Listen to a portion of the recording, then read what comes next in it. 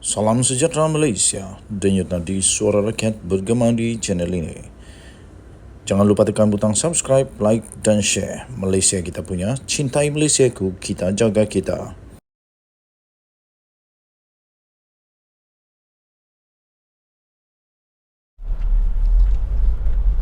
Salam sejahtera Malaysia, denyut nadi suara rakyat bergema di channel ini. Habislah kali ini Perikatan Nasional PAS PPBM Muhyiddin Yassin, Hadi Awang dan semua orang yang pura-pura suci dan murni. Baru-baru ini ada video saya juga yang saya sudah sisipkan, yang saya sudah masukkan di dalam video saya, kamu boleh cari. Baru-baru ini Anwar Ibrahim dengan beraninya mendedahkan perkara yang amat dahsyat, jijik yang dilakukan oleh Perikatan Nasional. Tapi jangan silap, Anwar Ibrahim juga berani untuk disaman untuk perkara ini. Sampai Perdana Menteri Anwar Ibrahim kata, kalau berani samanlah, saya cabar. Dia kata, kalau berani samanlah. Sebab Anwar Ibrahim memberitahu semua orang yang hadir pada satu ceramah. Beliau berkata, Perikatan Nasional buat kempen dengan guna duit judi. Kali ini Anwar Ibrahim tak berselindung-selindung lagi. Anwar Ibrahim kali ini terus terang kata bahawa itu duit judi, duit daripada hasil judi, duit daripada syarikat judi, dana daripada judi. Itu Anwar Ibrahim, Perdana Menteri, yang kata. Sampai ni, sampai sekarang, bila Anwar Ibrahim kata tentang perkara itu, sampai sekarang, kecuali saya tak tahu, tapi sampai sekarang, seperti sejauh yang saya tahu, sampai sekarang belum ada lagi. Kali ini belum ada lagi sama ada tuntutan maaf ataupun belum ada lagi penafian, belum ada lagi yang mau saman Anwar seperti mana Muhyiddin buat dulu. Seperti mana Muhyiddin buat dulu, dia nak saman lah, itulah. Tapi kali ini, setelah berpuluh-puluh jam video itu diupload, video itu sudah dikeluarkan, belum ada lagi orang yang berani tampil untuk menafikan atau saman. Adakah dengan perbuatan itu maknanya mereka bersetuju bahawa Anwar Ibrahim kata perkara yang betul? Anwar Ibrahim telah mendedahkan perkara yang benar, iaitu memang ada mereka pakai duit judi. Habislah. Kerana itu saya nak tanya, duit judi itu haram ke halal? Kalaulah duit judi itu diguna untuk kempen, lepas tu orang pula makan duit yang diguna untuk kempen, orang makan duit halal ke duit haram? Bagaimana dengan orang yang memberi? Bagaimana dengan orang yang memberi? Adakah mereka berdosa memberi duit haram, dimakan pula oleh orang menjadi haram? Bagaimana itu nanti pula? Sila terangkan, jelaskan. Kita nak tunggu sebenarnya Hadi Awang untuk membuat apa lagi dakwahnya kali ini, apa lagi dia punya dalil kali ini, apa lagi yang dia kata kali ini. Dulu dia kata sedekah, kali ini apa pula? Yang dikata kali ini oleh Tok Guru Hadi Awang? Apa pula alasannya yang sampai membolehkan, kalaulah memang ada dana judi haram, dana judi yang disebut oleh Datuk Seri Anwar Ibrahim, kalau ada, apalagi alasan Tok Guru Hadi Awang untuk kali ini pula? Saya fikir Hadi Awang perlu tampil membuat pencerahan, penafian, ataupun mengaku sajalah. Lebih baik mengaku kalau ada. Kalau tiada, menafilah. Tapi kalau ada, nanti lebih dinafikan, lebih teruk jadinya. Sudahlah berdosa pakai duit judi. Lepas itu apa lagi? Berdosa lagi membohong, mempertahankan lagi pula pembohongan lagi teruk. Kesian betul lah. Jadi tuan-tuan dan puan-puan yang dihormati sekalian, kita tunggulah apa selepas ini. Hadi Awang punya alasan, Tuan Ibrahim Tuan Man punya alasan. Yang paling kesian kalau betul ada dana judi itu seperti yang didakwa oleh Anwar Ibrahim itu. Kalau betul ada, yang kesian kalau hanya diketahui dana itu dana daripada judi, hanya diketahui oleh orang-orang besar di dalam PAS. Kalau mereka sembunyi-sembunyikan fakta, kalau mereka tak beritahu kebenaran kepada orang-orang bawahan. Orang-orang bawahan pula tak tahu. Orang-orang bawahan yakin sangat bahawa pemimpin-pemimpin bersih dan suci, murni, kudus, tak ada cacat celah. Tapi rupa-rupanya apa yang mereka makan, apa yang mereka beri kepada orang, apa yang mereka beli kopi kah, beli roti kah untuk untuk tempat persinggahan berkempen tu. Bila makan roti daripada duit haram, itu kesianlah. Jadi kalau betul perkara ini memang berlaku, hentikanlah. Dah ramai orang makan duit haram. Dah ramai orang makan benda yang dibeli daripada duit haram. Jadi lebih baik hentikanlah. Hentikan daripada perkara itu kerana kesian. Orang makan duit haram. Kalau dia tak tahu tak apa. Kalau tiba-tiba dia tahu, punyalah sakit hati. Okey. Apa pendapat kamu pula? Kita nantikan orang-orang PAS. Nanti harap-harap Sanusi pula muncul lagi lah. Sebab Sanusi dah senyap sekarang. Dia dah senyap sikit, dia dah slow down sikit. Tapi yang hairannya, yang duk bising-bising ini, orang lain ini, seolah-olah Sanusi tak buat apa-apa salah pun. Seolah-olah Sanusi tak buat apa salah pun. Okey, Denyut Nadi Suara Rakyat bergema di channel ini. Jangan lupa tekan butang subscribe, like dan share. Malaysia kita punya, cintai Malaysiaku, kita jaga kita. Dan selamat menyambut hari Isnin kepada semua rakyat Malaysia. Kita harap hari ini hari yang istimewa bagi semua orang. Bye-bye. Salam sejahtera Malaysia. Denyut Nadi Suara Rakyat bergema di channel ini. Tuan-tuan dan puan-puan yang dihormati sekalian, Wan Saiful Wanjan, seorang manusia yang sudah jadi kluster mahkamah, sudah pun didakwa di mahkamah dan kalah lagi di mahkamah. Baru-baru ini dia merayu supaya digugurkan kes dia, kalah, ditolak mahkamah, mentah-mentah ditolak mahkamah dan pendakwaan itu diteruskan. Cuba-cuba dia nak jadi hero, cuba-cuba dia nak tunjuk hebat, tapi sayang sekali Wan Saiful kena sekolah. Wan Saiful kena sekolah dengan agak teruk dan juga agak best. Kerana itu tuan-tuan dan puan-puan, kasih share video ini supaya ramai orang nampak bahawa kalau nak jadi hero kena pakai otak. Kalau nak jadi cuba-cuba nak tunjuk hebat, kena pakai otak. Bukan sembarang cakap, bukan sembarang arah. Sebab dengan arahan, dengan cakapan yang tak masuk akal, akhirnya sendiri kedapatan tak pakai akai. Dan tak ada akai, dan pendek akai. Hak tu lah. Sebelum cakap, nak kena fikir dulu. Wan Saiful, tiba-tiba dia muncul, dia suruh untuk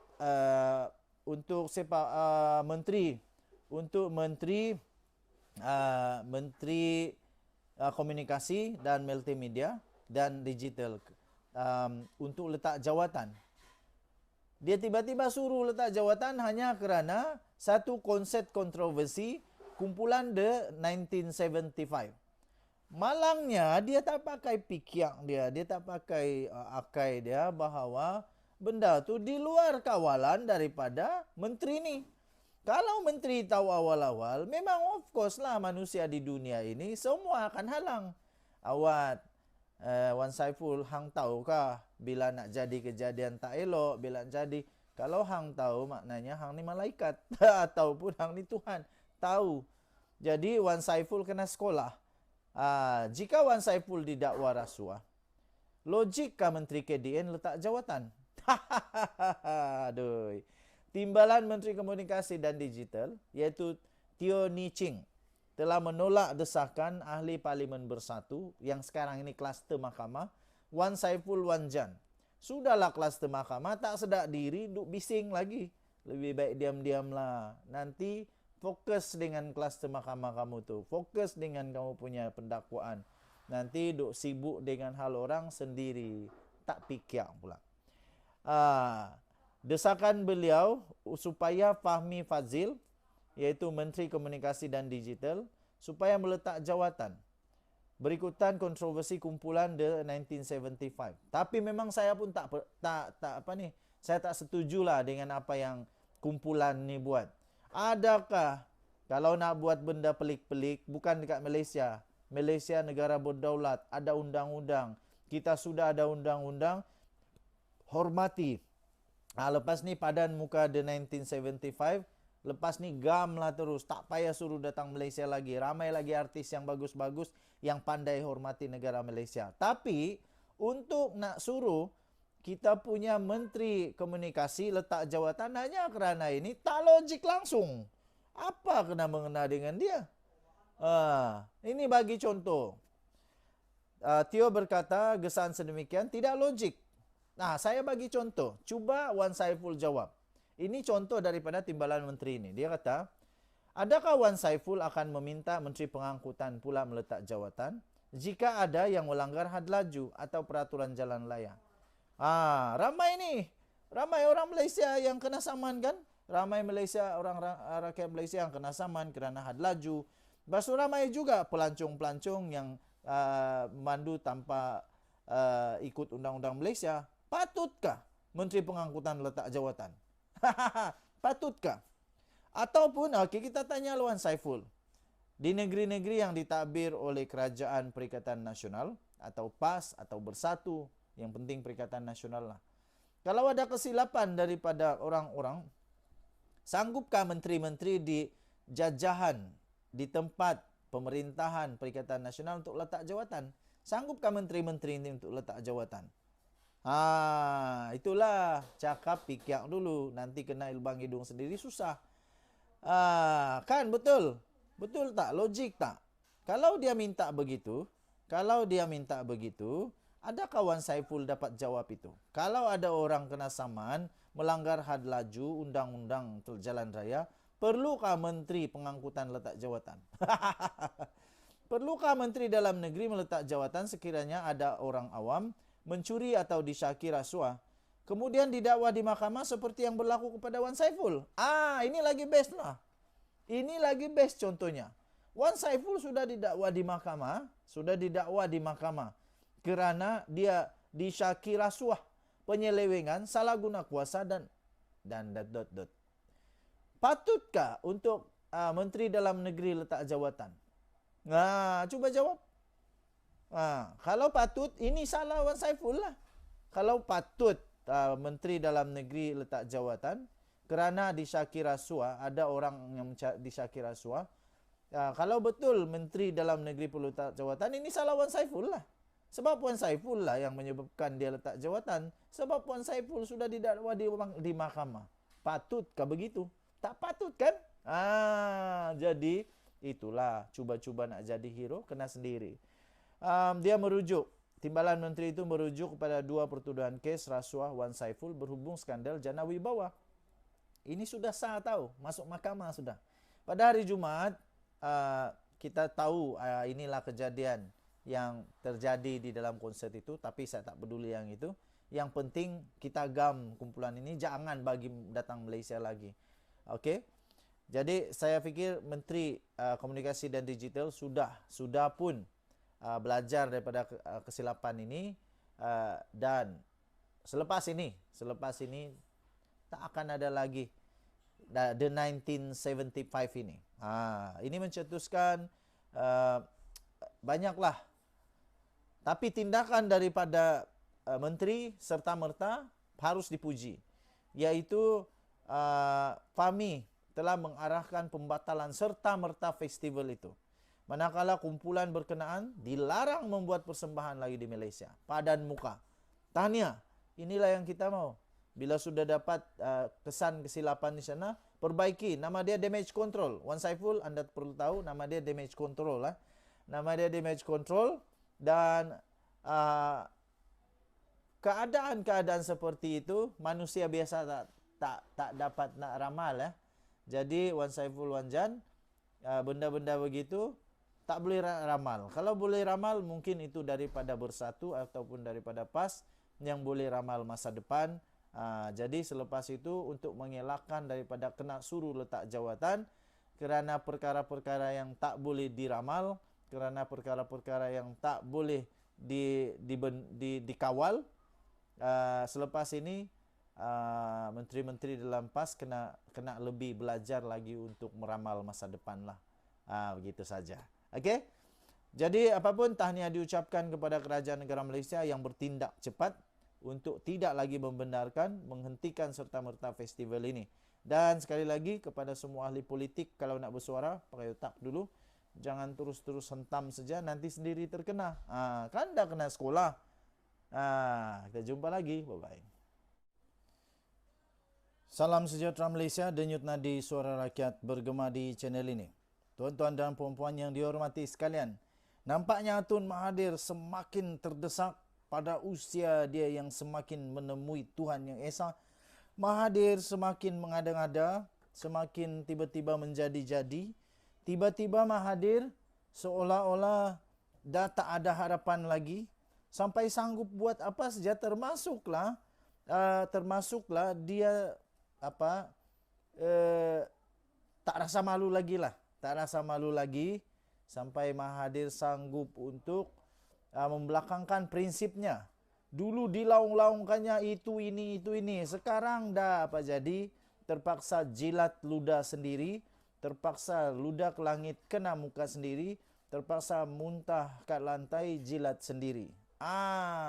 Inilah yang terjadi kepada Atok Tun Mahathir yang sekarang sudah dah jadi tua betul-betul, 98 tahun sekarang, dah terlalu tua. Mahathir terdesak naik ke pentas PAS. Tak ada lagi jalan lain, tak ada lagi pilihan lain. Semua orang dah tak nak dengan tak Mahathir. Semua orang dah reject Mahathir. Semua orang dah tak terima Mahathir.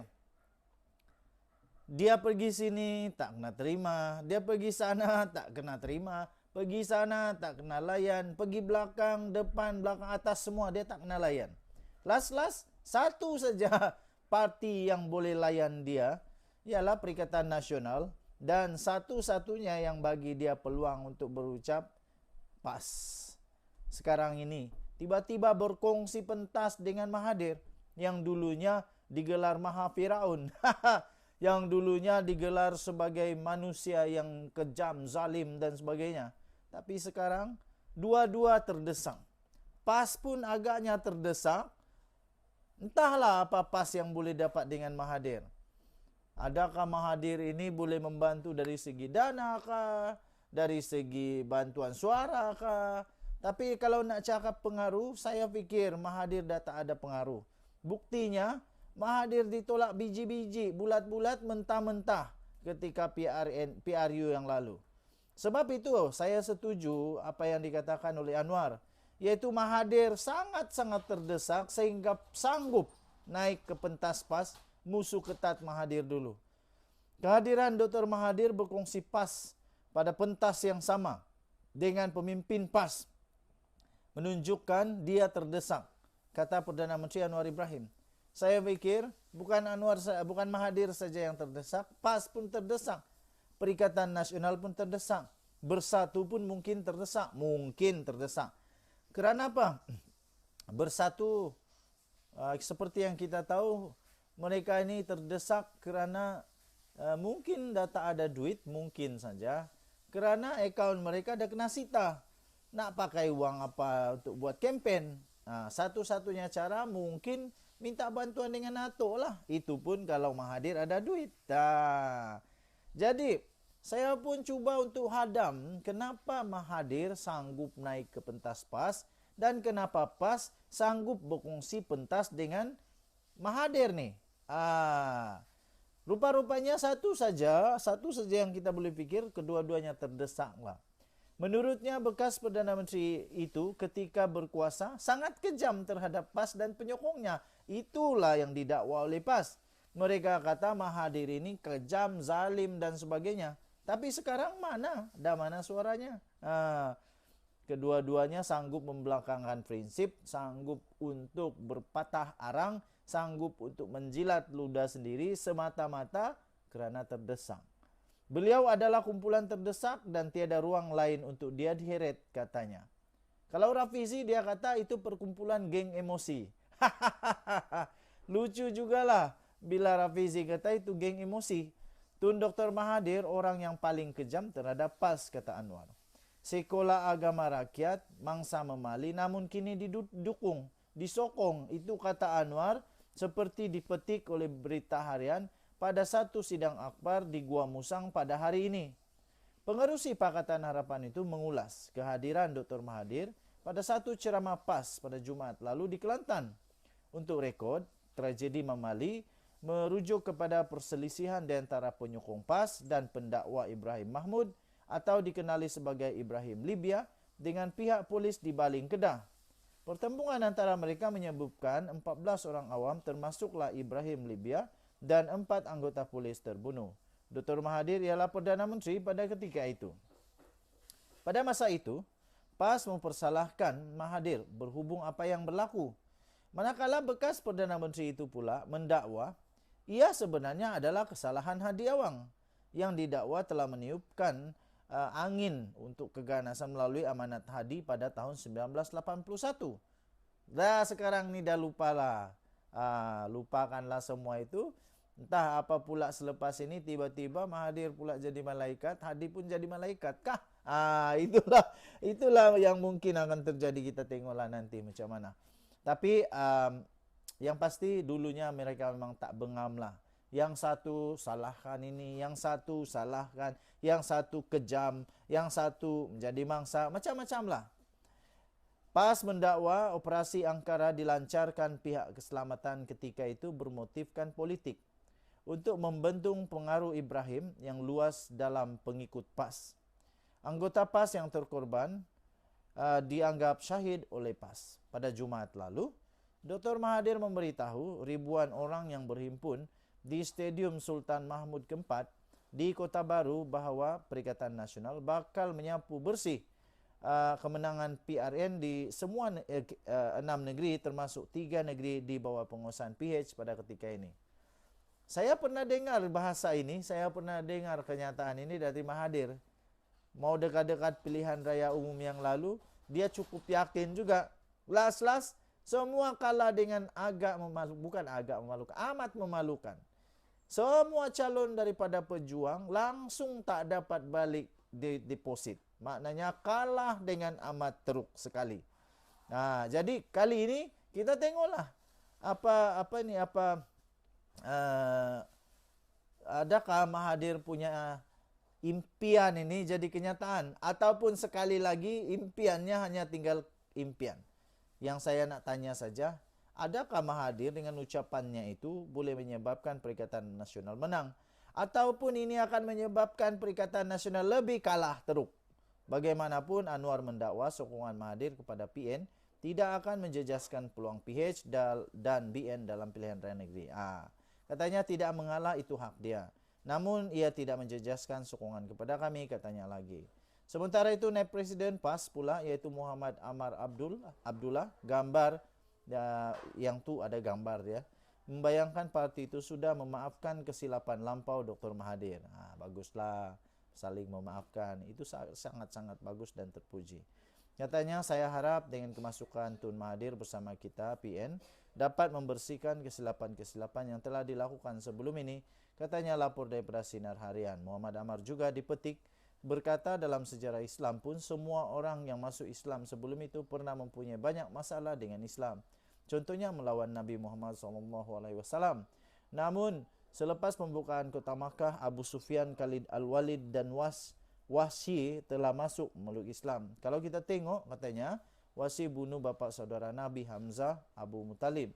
Jadi bila dia, Tun M, sudah berubah, kita terima. Sejarah tu nak buat macam mana? Jelasnya lagi. Jangan saja selepas ini sejarah tinggal kenangan ataupun sejarah mungkin berulang. Denyut Nadi Suara Rakyat bergema di channel ini. Jangan lupa tekan butang subscribe, like dan share. Malaysia kita punya, cintai Malaysia ku, kita jaga kita. Kita jumpa lagi. Bye bye.